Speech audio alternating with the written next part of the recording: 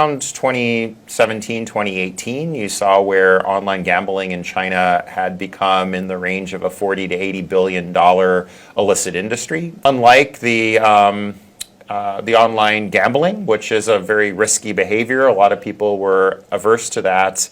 The investment platforms, it looked like a lot of the people who were putting money into them were actually getting good returns on their investments. And so it seemed from the vantage point of a lot of these victims that they both had a new romantic interest as well as a lucrative money-making opportunity. According to USIP's own research, so we put out a senior study group report on this phenomenon in May of this year.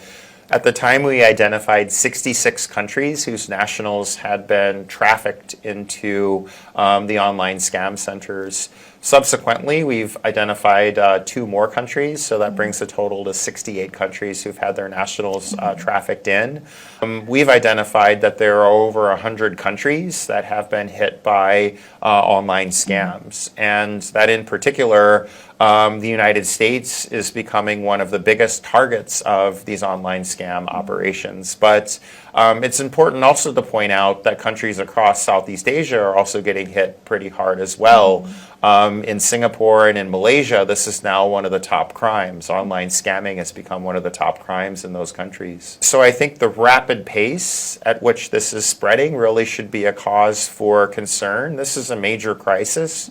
You're talking about billions. I mean, we estimate that the criminal syndicates that are behind these activities in Southeast Asia are stealing in the range of 64 billion US dollars per year. Countries really come together to try to, first of all, defend their own national interests, to make sure that their